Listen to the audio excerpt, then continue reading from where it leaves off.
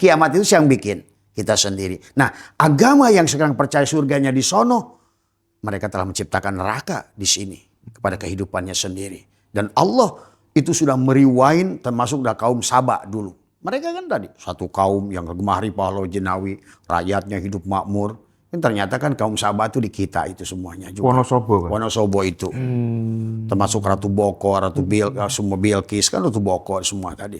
Kisah ini udah berulang-ulang Mas Hendra. Bener Abah, ada perintah sholat itu sampai 5 waktu di dalam Al-Quran gitu katanya. Iya, nggak? iya, iya. Iya, ada ini di sini. Ada yang tanya teman-teman. Iya. Tidak ada. Tadi hanya penafsiran ulama. Tadi semua. Maka kalau Abah sholat itu lebih berfokus kepada yang ayat wadkur rabbaka fi nafsika. Lebih tadi menyambungkan, menekuk lidah, merapatkan gigi adalah menghadirkan Allah la hayyun la ilmun. Itu lebih. Kalau menurut Abah lebih sholat daripada yang sholat konvensional. Terhubung terus ya Pak. Nah iya. Kan Nabi sudah berkata, itu hadis Mas Hendra. Nanti haji dan umroh itu hanya ar-rihlah, jalan-jalan, litijaroh, dagang. Sekarang dagang. Benar, benar. Dagang. Bahkan maaf nih, sekarang ini saya udah membaca. Ternyata dengan haji Puroda itu sedang direncanakan. Dibatasi haji ini karena nafsu manusia tadi ingin jalan-jalan. Sebenarnya bukan hajian. Iya. Ingin dipanggil wajib.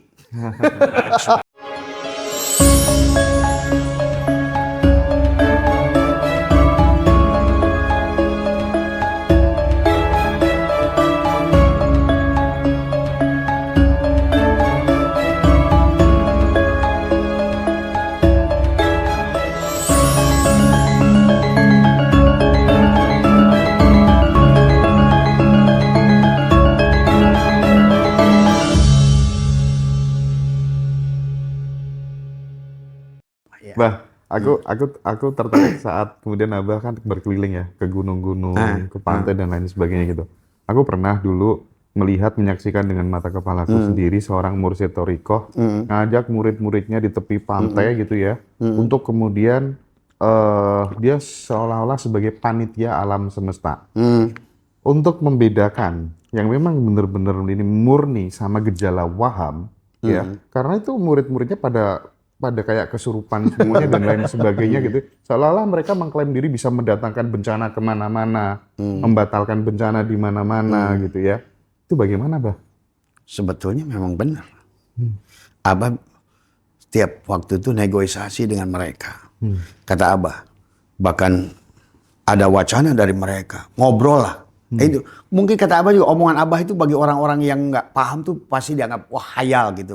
Bagi Abah itu ada 27 gunung yang siap sepakat tadinya mau demo meledak bareng. Dan Abah datang satu persatu. Tapi satu gunung yang tidak mau Merapi. Maka Abah pulang dari Merapi itu sakit. Karena mereka tetap ngotot. Maka di sinilah Abah tadi ngomong di Kalimantan, kata Abah kemungkinan Merapi ini tidak bisa diajak damai. Krakatau, Rinjani, semua. Itulah maka Al-Quran sudah mengatakan jangan kau anggap gunung itu adalah gunung. Tadi semua. Dan kata Allah, apakah kamu tidak menyaksikan sebetulnya gunung itu tidak diam. Sebenarnya. Bahkan sebenarnya Mas Hendra, kalau BMKG sudah mengatakan musibah di satu titik, tadi semua ternyata yang terjadi di sebelah sono, memang bisa pindah dia. Bisa pindah kalau orang paham. Karena mereka itu hidup sesungguhnya. Tapi mereka bergejolak seperti itu, apakah kemudian merespon perilaku manusia? Iya, karena kita remote kontrolnya. Karena antara alam sogir dan alam kabir, unsur narun hawaun maun turobun, sama di luar pun unsur narun hawaun maun turobun. Maka begitu manusia sampai kepada Bukit Turisin, maka selalu bicara gunung. Kan tadi Nabi Muhammad Jabal Nur, Jabal Sur, Nabi Musa Bukit Turisin. Kemudian Nabi Adam adalah Jabal Rohmah. Jabal itu kan ada gunung syariat, tetapi hakikatnya ada pada diri. Maka gunung itu bicara pada kita sebetulnya. Pernah nggak lihat hadis bahwa kata gunung Uhud bicara pada Rasulullah? Hari ini pun semua gunung itu bicara ke Abah saya tuh kok. Tapi saya kemarin tidak bisa menahan. Saya drop di Merapi itu. Ada yang saksi termasuk profesor dari UIN Sunan Kalijaga yang ikut saya waktu itu. Ada lagi Mah Gomleng yang ikut saya, dia pun sampai menangis itu di situ. Dan dia bisa merasakan itu baru energinya. Apalagi Abah yang berhadapan dengan hal itu. Dan pulang dari situ, padahal Abah itu besok itu ada janji mau ketemu Pak Jokowi. Karena sudah diatur oleh Pak Jenderal Nurwidio ke sini. Tapi Abah batalkan dengan penuh karena akhirnya di sini 5 hari saya sakit. Itu Jokowi yang asli ya? Hah? Asli. Oh, asli. Bukan. Oh, sekarang ada yang palsu. Ya. Jadi jangan dikira. Maka Abah itu selalu setiap gunung itu 2 kali. 1 minta proposal, kalau mereka sepakat, Abah datang lagi berterima kasih. Maka sebenarnya, nah inilah juga harus dipahami untuk sampai pada kesadaran Isa tadi. Sebetulnya setiap bangun tidur, terima kasih ya Allah pada segala perkara. Pertama, alhamdulillah, terima kasih atas tubuh, terima kasih mata, telinga, terima kasih ginjal, paru-paru, terima kasih ya Allah. Kalau bisa segala apa yang bisa kita sebutkan, terima kasih atas udara, terima kasih atas laut, terima kasih atas pohon, terima kasih atas pohon, terima kasih, alhamdulillah, ya Allah, ya Allah, ya Allah. Kadang-kadang saya setengah jam hanya berterima kasih, menyebutkan segala perkara yang saya bisa lihat dan ingat. Karena itulah sebelum tidur dan bangun tidur sebetulnya. Nah, berarti Bah, kalau misalnya kita selama ini diajari bahwa surga itu nanti, itu sebenarnya cukup berkontribusi untuk kemudian membuat kita itu tidak peduli, tidak aware terhadap keharmonisan dengan alam. Sementara di Jawa, di Sunda diajarkan konsep sedulur papat, kalau dibalikan dapat dan lain sebagainya gitu. Bagi agama warisan ini apa dari Timur Tengah misalnya, Agama impor, ya, itu justru berkontribusi dong terhadap kerusakan. kerusakan. Nah iya, karena surganya nanti. Nah, Itulah sesungguhnya kita ini. Nah inilah balance-nya alam sogir dan alam kabir. Sebetulnya kita dan alam ini adalah kita remote control. Maka kata Abah, manusia yang meninggalkan sholat hakikat, gunung berapi aktif. Manusia yang meninggalkan saum hakikat, maka angin aktif. Manusia yang meninggalkan adalah zakat hakikat, maka air aktif. Manusia yang meninggalkan haji hakikat, tanah aktif. Karena kita remote control. Maka lihat, maka kenapa Merapi itu tidak mau Abah damaikan? Karena di situ kesyirikannya sudah luar biasa tadi semua. Ya, jadi sebenarnya betul kata dulu kan kalau banyak Umar bin Khattab pada saat ada musibah, hei kalian, dosa apa yang telah kalian lakukan sehingga air melaktatmu. Ada kaitannya Mas Hendra. Maka tadi kiamat itu yang bikin kita sendiri. Nah, agama yang sekarang percaya surganya di sono, mereka telah menciptakan neraka di sini kepada kehidupannya sendiri. Dan Allah itu sudah merewind termasuk dari kaum Saba dulu. Mereka kan tadi satu kaum yang gemari pahlawan Jenawi, rakyatnya hidup makmur. Yang ternyata kan kaum Saba itu di kita itu semuanya juga. Wonosobo kan? Wonosobo itu. Termasuk Ratu Boko, semua Bilqis kan Ratu Boko semua tadi. Kisah ini udah berulang-ulang Mas Hendra. Bahkan kemarin Jenderal Nurwidio datang ke Abah, Bah, sebetulnya kita ini dulu pernah lebih hebat, bahkan pernah ke Mars. Bukti bahwa Indonesia itu hebat Nusantara di Laut Arafuru itu kata Jenderal Nurwidio, nanti cek aja dengan beliau, Nur Wahid. Kata beliau, saya pernah menyaksikan. Itu hanya pondasinya lebih tinggi dari Burj Khalifah yang ada di Dubai. Dan itu sekarang masih ada pondasinya. Itu bukti bahwa kita ini pernah jaya. Sukses dunia. Itulah bukti juga bahwa kiamat pernah terjadi. Itu dari semua. Nah inilah hari ini manusia. Dengan menebang pohon kan sebetulnya berarti dia membuat kiamat dirinya Maka surat Ar-Rum ayat 40 tadi kan. Doharul fasadu fil bahri. Telah terjadi kerusakan di daratan dan di lautan. Dan akibat perbuatan manusia. Nah agama yang percaya surganya di sono itu bahkan tidak mau sodako. Karena wong di sono kok. Iya. Makanya sebetulnya menurut saya agama ini aneh. Ngomongin, saya pernah datang. Waktu saya pertama lahir kata saya surga itu di sini. Ada seorang kiai datang ke saya. Bah, surga itu di sono. Pertama saya tanya, kamu keyakinan surga di sono? Saya tanya, berapa sedekah yang sudah kau buat? Kalau kau yakin di sana itu ada. Berapa uang yang kau dari income-mu yang kau sedekahkan? Berapa rumah yang sudah kau bedah kalau yakin di sono? Nggak ada. Berarti kau tuh sebetulnya nggak yakin di sono itu ada. Kalau kau yakin di sana itu kau ada, kau dari sini akan terus diseberangin ke sono kok. Buktinya kok nggak ada kok. Iya. Keyakinan lu nggak ada kok. Maka itulah tadi saya sering ngobrol tadi semua. Betul yang pendeta kemarin. Kalau Islam ditambah sholat itu wajar dong 2,5%. Kami Kristen ya 15% ya nggak usah tambah sholat dong. Keluar duitnya kan 15%. Itu logik. Karena memang di dalam Al-Quran sendiri Mas Hendra. Ukuran manusia itu adalah berbagi. Bukan sholat, bukan puasa, bukan haji. Lihat semua ayat. Tentang takwa, sodakoh. Tentang iman, sodakoh. Hijrah, sodakoh.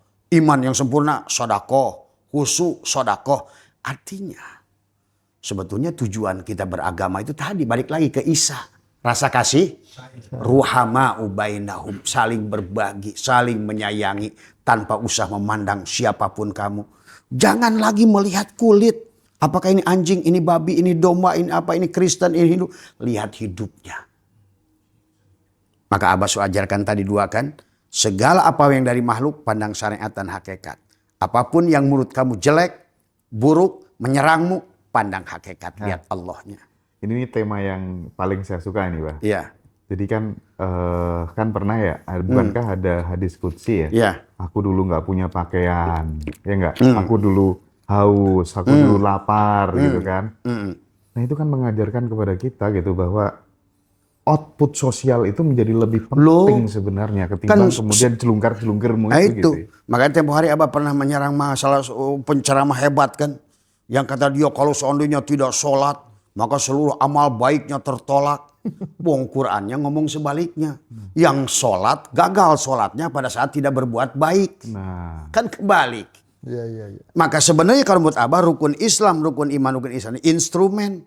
Sebetulnya tujuan maqasid Allah itu bagaimana merasakan kehadiran Allah. Itulah kenapa Baroh ahli syirik lebih dihargai daripada Musa. Sampai dia berkata, hei Musa, aku gak bangga dengan sholatmu karena sholatmu untuk dirimu. Hei Musa, aku gak bangga dengan dikirmu karena dikirmu untuk. Tapi aku bangga dengan Baroh pada saat dia berbagi kepada manusia. Itulah Isa. Makanya tadi letak tubuh kita ini Isa itu di dada karena di sini Rahman, Rahim. Di sinilah. Tadi bukan Rahman, Rahim, bukan benci dengki. Rahman, Rahim. Ini kan diisi sekarang mah. Benci. Jidatnya hitam tahajud. Tapi di sini benci, dengki. Bukan Rahman, Rahim. Ini yang terjadi hari ini. Iya. Karena agama dijadikan tujuan. Padahal agama itu adalah instrumen untuk tujuan. Tujuannya merasakan kehadiran Allah. Dengan saling. Makanya tadi dalam tauhid. Syuhudul kasroh bil wahdah. Menyaksikan segala bentuk. Apapun dia pada af'alnya, pada asma'nya, pada sifatnya, pada zatnya. Yang kulihat. Fa'aina matuwallu. Pasama wajhullah. Maka aku mencintai apapun. Tanpa aku harus tertipu dengan bentuk dan rupa. Seharusnya begitu. Maka nggak ada lagi. Nah itulah akhirnya bebas dari penyakit kulit. Bebas dari penyakit buta. Keluar dari bui Ashabul Kahfi. Keluar daripada guha. Itu kan istilah-istilah itu sebetulnya. Tadi semua. Tapi bagaimana Abah memberikan nasihat kepada teman-teman yang ketika ngeluarin uang. Entah itu untuk rumah layak huni lah. Entah itu untuk ngasih buka puasa. Dan aduh. Eman-eman ya, ini saldoku berkurang ya. Jadi tidak menemukan kenyamanan pada saat kemudian mengeluarkan uang itu gitu. Sementara riset di barat banyak sekarang profesor menemukan bahwa semakin orang banyak mengeluarkan uang untuk berbagi, semakin mudah kita menerima. Lu semakin kaya. Oh iya. Tadi saya ngobrol dengan Pak Abu. Abah itu tidak punya PT, tidak punya usaha. Tapi dari mulai saya bilang ke Pak Abu dari 30 tahun yang lalu hanya belajar, bahkan dulu 30 tahun yang lalu saya pertama kali jadi Ustadz Mas Hendra ceramah. Saya buka pengajian di sini 5 orang. Dari 5 orang, 10 orang, 20 orang setiap ceramah saya bagi uang. Sampai timbullah fitnah di kampung ini. Itu katanya Ustadz apa? Habis ceramah dibagi duit, kasih tahu ke mereka, Ustadz baik. Jadi habis ceramah bagi duit karena pola pikirnya udah kayak kuda. Perkara yang baik pun dianggap jelek. Iya betul. Kan seharusnya kan dianggap aneh habis ceramah. Mungkin kalau mereka kan kebiasaan mereka habis ceramah narik duit. Kalau ini kebalik.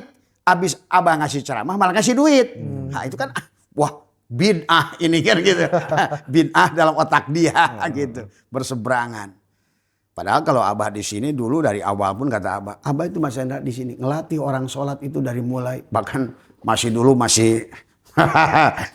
syariatnya masih luar biasa gitu kan dari semua. Sekarang gimana, Bang?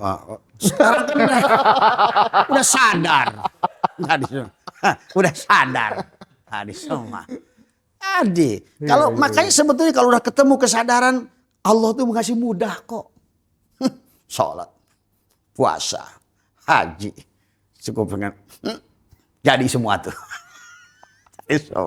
Ini jidat udah hampir patah.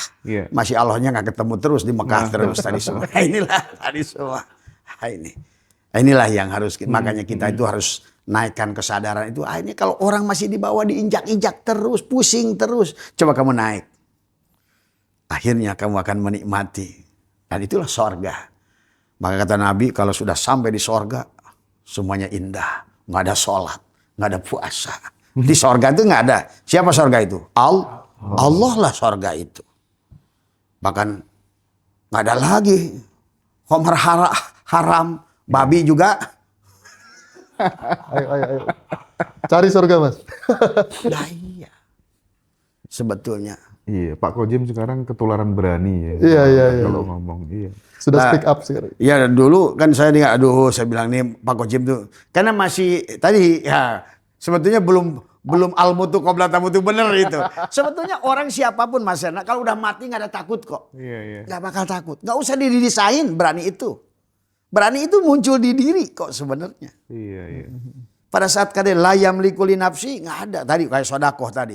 Kenapa takut? Wong kita ini. Maka Abah pernah diuji oleh Allah itu dengan kerja sekian puluh tahun mencalonkan bupati habis 12 miliar. Tapi kok nggak bergeming? Kata orang itu Pak Abah nggak merasa sedih. Kenapa sedih? Wong saya lahir telanjang. Gitu. Nah itulah kenapa kita harus telanjang itu Mas Hendra. Di Ramadan inilah cara kita mentelanjangi diri kita. Karena kalau sudah telanjang tidak ada lagi rasa takut tadi semua. Oke. Nggak ada takut itu.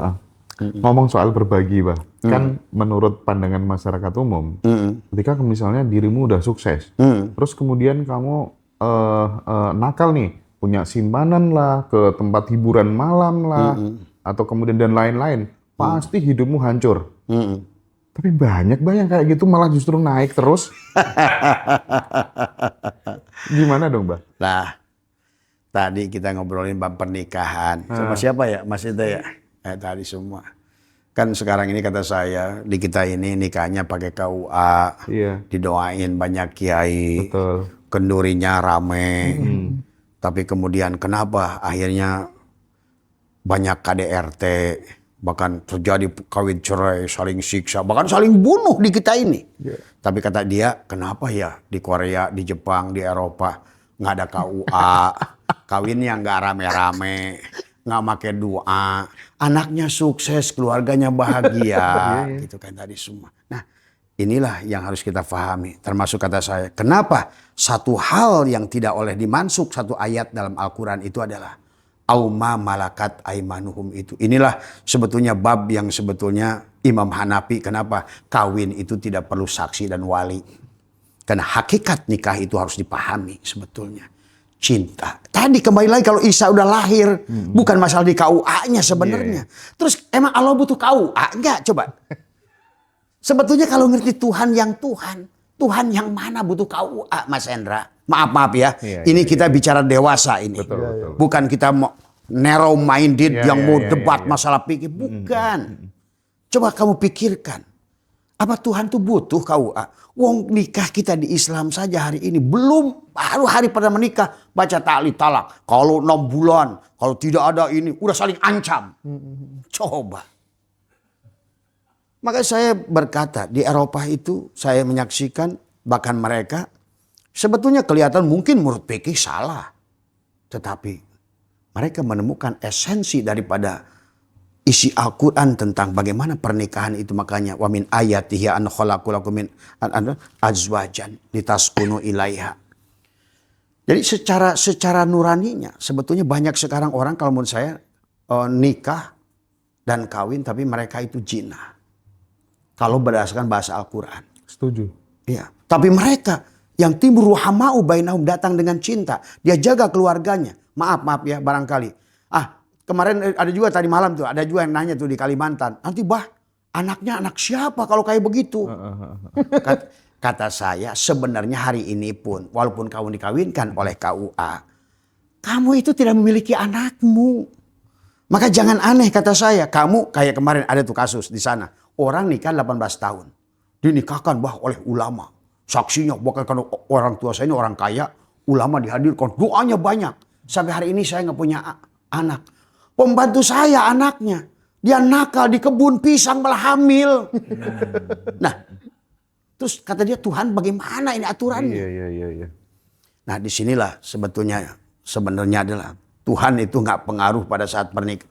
Ini juga kita itu memang kalau nanti ke depan itu memang pemahaman itu akan mulai manusia menyadari siapa sih Tuhan itu. Apa sih yang dikehendaki oleh Tuhan itu. Bahkan termasuk. Nah itulah kenapa di dalam kitab Mazhabul Arba'ah termasuk 4 imam. Berbeda pandangan dalam menyentuh perempuan. Dalam menikah. Beda. Oke. Dulu Hanafi di sini Mas. Hanafi itu biar anjing boleh.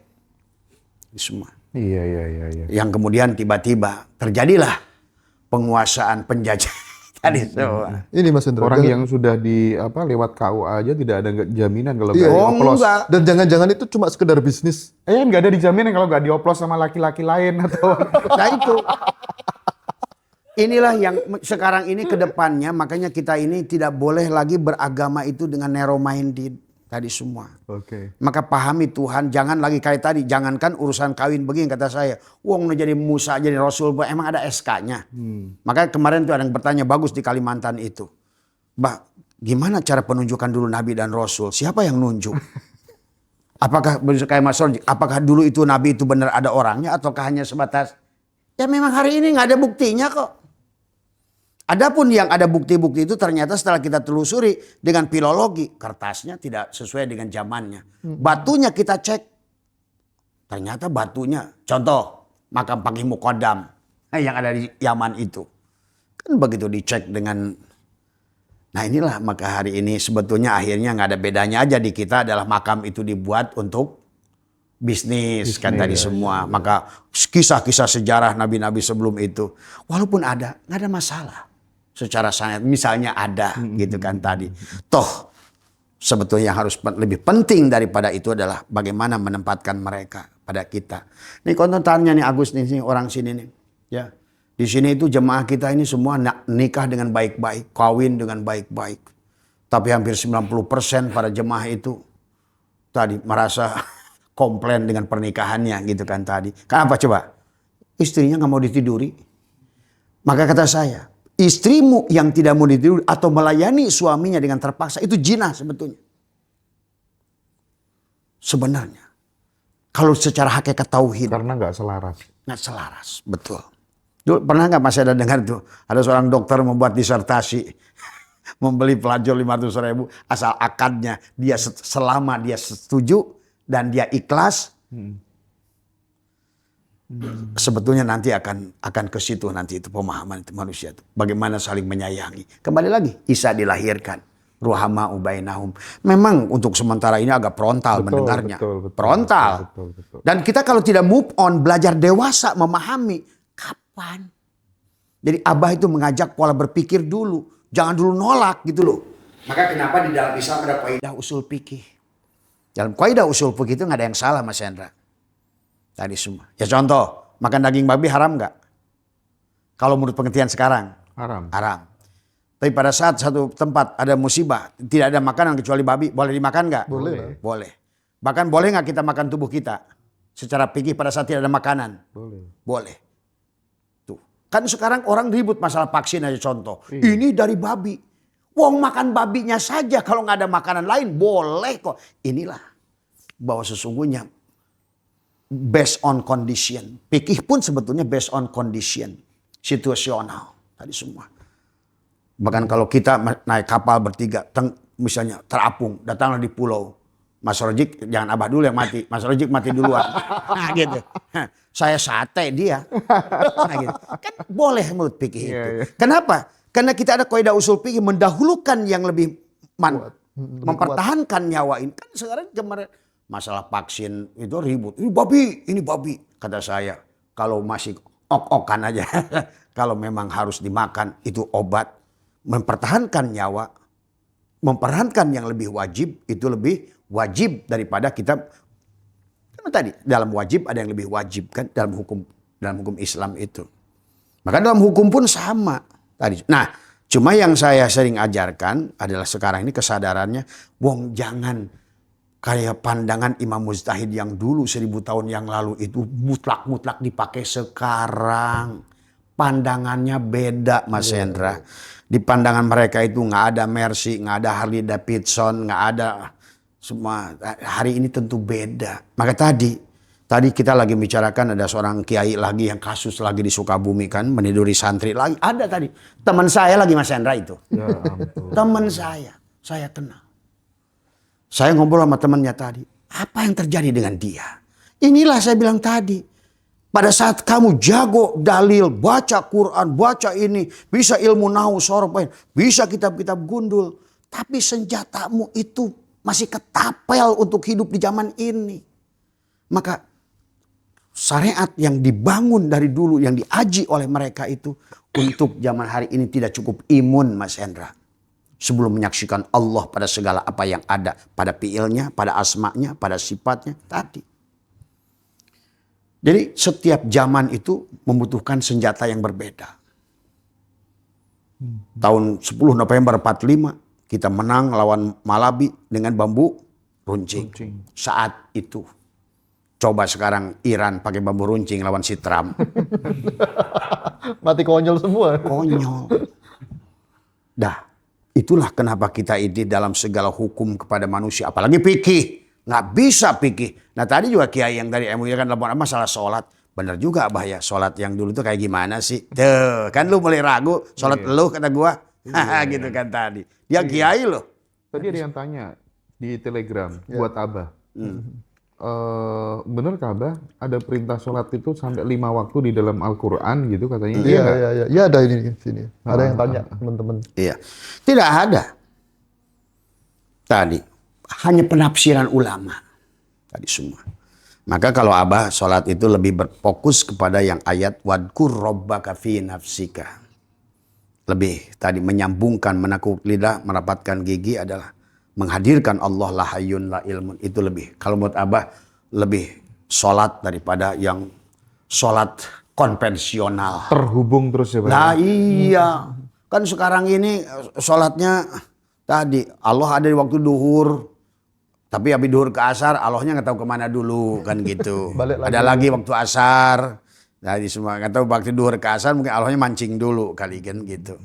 Sebetulnya seharusnya baru saya ngobrol sama mereka, kan perintah sholat lagi adalah pilun amrinnya adalah akim adalah akoma yukimi akomatan itu bimana mutaadi, bukan pilun amrinnya adalah koma yakumu kiaman.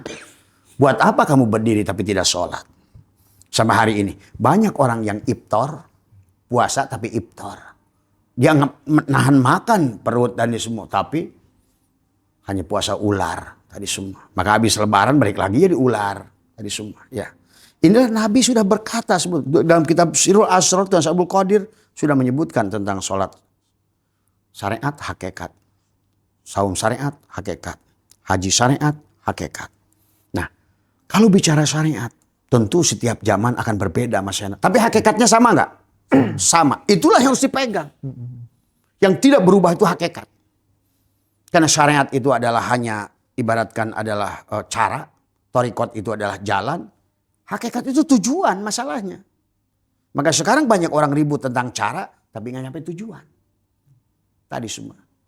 Sebetulnya. Maka ada dua bagian dari makhluk ini, batin dan dohir. Maka bagian yang dohir ini adalah tagoyur, Mas Hendra. Mas Hendra aja dulu pernah ada nggak? Nggak ada kan? Sekarang ada jadi YouTuber. Nanti jadi kakek-kakek nih. Kalau sampai. Kalau sampai. Betul, Pak. Ya, hanya diadakan, ditiadakan yang tapi yang sebenarnya Mas Hendra tetap ada kok. Berarti itu yang harus dipegang. Karena yang tubuh ini ada dan tidak ada. Tadi semua. Maka kita tidak bisa. Mas Hendra sekarang makan bayi sun, bayi buat bayi. Kan enggak. Sekarang pengennya rendang kan gitu tadi semua. Itulah hak tentang dohir yang terus berubah. Tapi tentang batin yang tidak pernah berubah. Itulah Nabi Muhammad pernah berkata. Yahudi menjadi 71 golongan. Semua neraka kecuali satu. Yang kembali ke yang dalam tadi hakikat. Nasrani kepada jadi 72 golongan. Semua ke neraka kecuali yang satu. Islam jadi 73 golongan. Masuk neraka kecuali yang mana yang satu itu. Back to Allah, to tauhid, to hakikat. Katanya ahlus sunnah wal jamaah. Nah itu. Tapi terus royoan gitu ya. Royoan tadi semua. Nah itu. Jamaah di dalam berebut. Inilah makanya hari ini harus kita bangkit tadi semua. Jangan nunggu Kim Jong Un ngebom dulu dah. Waduh. Kata Abah kepada orang-orang NU siapapun kalian pondok dimanapun, inilah waktunya kalian bangkit. Kalau tidak terlambat sudah. Terlambat sudah. Bangkit bikin dapur MBG. Banyak yang keracunan tapi. Ada beberapa pertanyaan dong untuk closing mungkin barangkali teman-teman biar merasa tersampaikan itu pertanyaannya. Ini pertanyaan dari teman-teman Abah. Ya. Jika Al-Quran disebut sebagai petunjuk bagi seluruh manusia, mengapa tata cara sholat tidak dijelaskan secara rinci di dalamnya, dan bagaimana dampaknya terhadap sistem kehidupan global jika seluruh manusia menerapkannya? Nah itulah kenapa saya bilang tadi dalam bab sholat Nabi Muhammad itu tidak mencontohkan sholat semacam itulah kehebatannya. Karena kalau seandainya dibikin praktek semacam itu, akhirnya sekarang manusia yang nggak sholat semacam itu dianggap kafir. Tuh sebenarnya. Orang suka salah. Sebetulnya Nabi Muhammad itu memang sengaja nggak mencontohkan sebagaimana sih sholat itu. Sampai kata beliau, "Shollu kama ra'aitumuni usolli." Tadi. Ada yang bilang, kan buktinya Nabi bengkak. Bukan sholat itu yang bengkak itu. Duduk. Tadi semua. Dan kalau makanya sebenarnya kalau kita memahami Al-Quran ada syara'a, ada mansakan. Sebetulnya kalau menurut Abah adalah pada saat kembali kepada kesadaran sebenarnya yang ada Allah, yang hidup Allah, napas ini adalah kembali pada Allah, maka apapun cara orang sholat. Jadi kalau dibikin kebenaran sholat itu seperti kita hari ini, dan itu pun ternyata di verifikasi nggak ada sampai Abah bikin sayembara. Karena bukan Abah kebencian, justru Abah ingin manusia itu melakukan sesuatu dengan dasar gitu loh. Betul. Bukan hanya karena dogma dan doktrin sholat itu benar begini. Buktinya 5 imam beda-beda. Tadi semua. Tadi saya telepon Kiai tadi semua. Barusan yang Kiai MUI itu kan saya ngobrol. Kalau itu sholat Nabi Muhammad semacam itu. Kenapa Imam Ja'far As-Shadiq begitu, Imam Hanafi begitu, Imam Maliki begini, Imam Ghazali, Imam Hambali begini. Iya. Karena tadi Nabi Muhammad tidak mau sholat itu dibikin satu. Karena nanti sama aja kayak haji. Kalau haji itu ke Mekah, kenapa Allah perintahnya manusia? Sementara ada dalil orang kafir mau boleh datang ke Mekah. Nah itu. Kan Tapi itu. boleh bisnis di sana ya. Tapi boleh bisnis di sana ya. Buktinya sekarang hotel dipegang kafir kok. Bener ya. Oh iya. Sedangkan kita yang menyumbang devisa terbanyak di sana nggak dikasih apa-apa. Iya. Bahkan kita itu maaf ya. Itulah saya sering protes dulu waktu saya masih kafir. Masih pembimbing haji gitu kan tadi semua, saya sering protes karena saya itu bilang kenapa kita hajinya lebih mahal dari Malaysia tapi pada saat di Mina itu kita itu lebih jauh dari Masjid Al tadi semua. Kita itu di ring luar, di Arafah ring luar, tapi Malaysia lebih baik, dia lebih murah. Padahal karena tadi banyak tadi permainan di dalam hajinya kita itu tadi semua. Oke. Berarti bisa dibilang. Jadi intinya dalam sholat itu kalau menurut Abah adalah semuanya adalah siapapun yang melakukannya, apapun yang dilakukannya, selama dia sadar pada sang hidup sholat. Silakan. Bahkan Abah bilang tadi, bertanggung jawab pada Allah. Tuh, kalau Abah tuh selalu jaminan lu. Siksa kubur, kasih gua. Neraka, kasih gua. Tuh. Tadi, sadari hidup Tuhan. Rasakan cinta Tuhan. Insya Allah, kalau salah, kasih saya lagi. Coba. Karena kalau bagi Abah ada isbatul yakin, gak ada keraguan, la roiba fihi, tentang Tuhan. Tadi semua. Maka tadi kata Abah, tadi juga sama ngobrol dengan tentang kasabat, laha makasabat wa alaiha Tasabat. Kenapa yang satu pakai kasabah, yang satu pakai iktasabah? Itu aja hanya orang yang tidak sadar, yang takut pada Tuhan dengan neraka, dengan siksa kubur.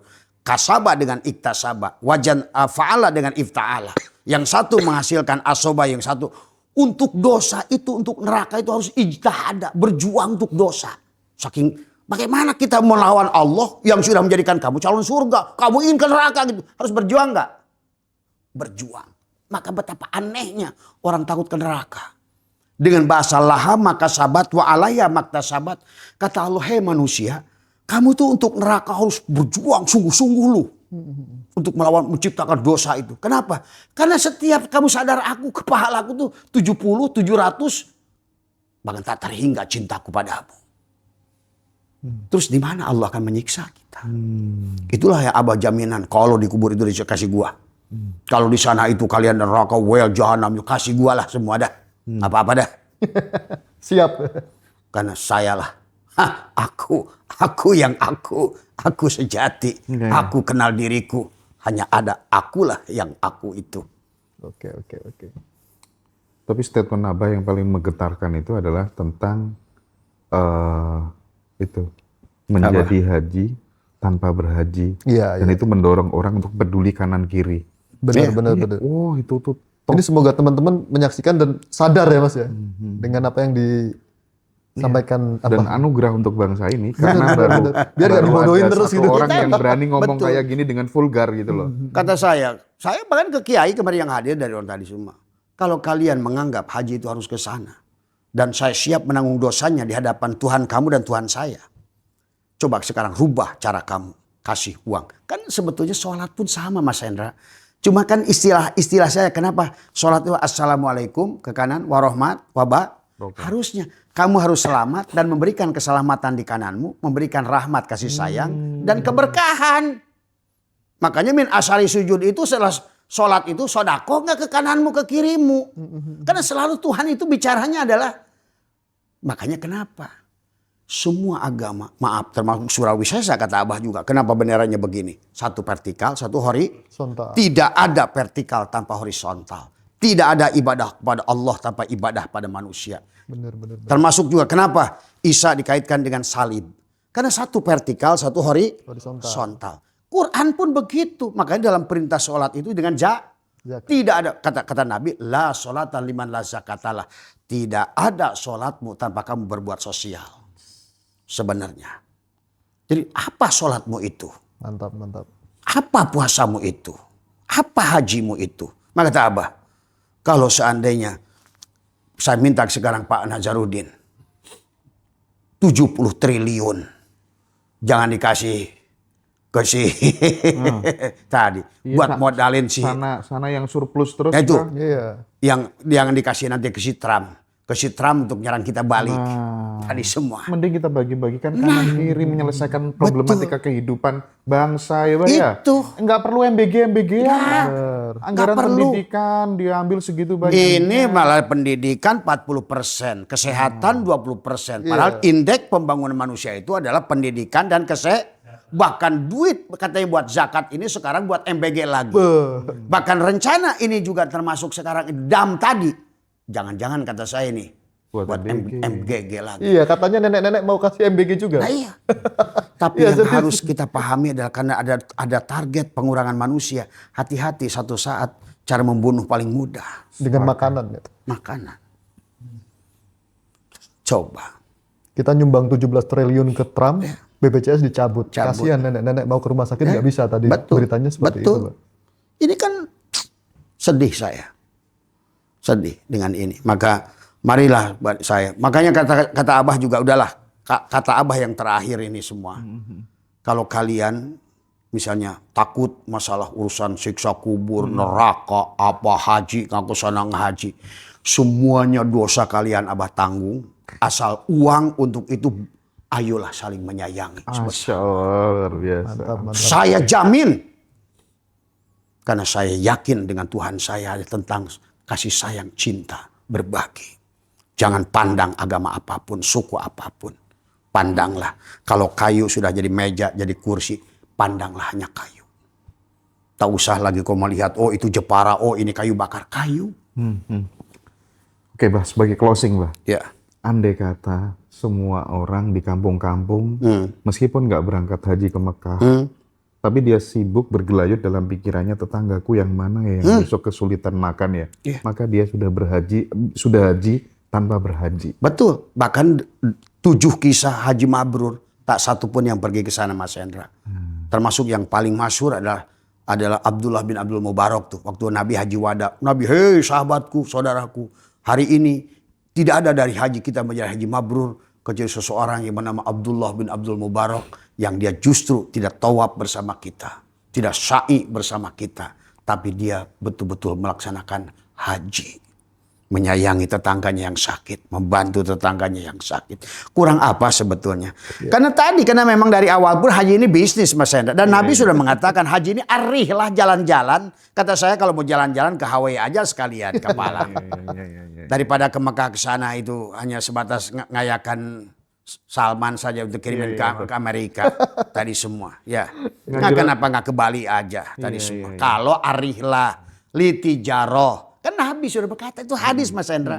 Nanti haji dan umroh itu hanya arihlah, jalan-jalan, litijaroh, dagang. Sekarang dagang. Benar-benar. Dagang. Bahkan maaf nih, sekarang ini saya udah membaca. Ternyata dengan haji Puroda itu sedang direncanakan. Dibatasi haji ini karena nafsu manusia tadi ingin jalan-jalan. Sebenarnya bukan hajian. Ingin dipanggil waji. Tadi semua. Kalau enggak kita bikin aja organisasi, kita menjual gelar haji itu sama seperti orang jual gelar Habib. Kalau benar-benar yang diinginkan adalah gelar haji kan gitu tadi semua. Ini ya Habib, tapi bukan Mbak Alawi. Ayo bangkit, kita kiamkan, sadarkan, bangun dari tidur. Tapi mudah-mudahan dengan sekarang hari ini terjadinya serangan Trump kepada Iran dan mungkin tak benar kata Mas Rojik subuh nanti dan saya lihat tadi semua nanti saya mau video call nanti mudah-mudahan Mas Hendra masih ada dengan teman di Teheran tentang persiapan mereka. Oke.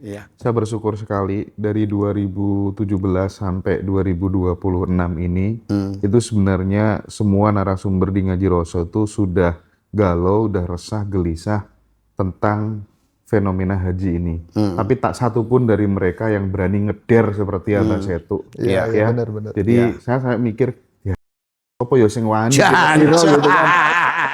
Dan sekarang alhamdulillah udah terjawab gitu ya kira-kira ya. Terwakili. Abah, terima kasih banyak atas waktunya ya, Mbak ya. Mas Hendra. Terima kasih. Terima kasih. Assalamualaikum.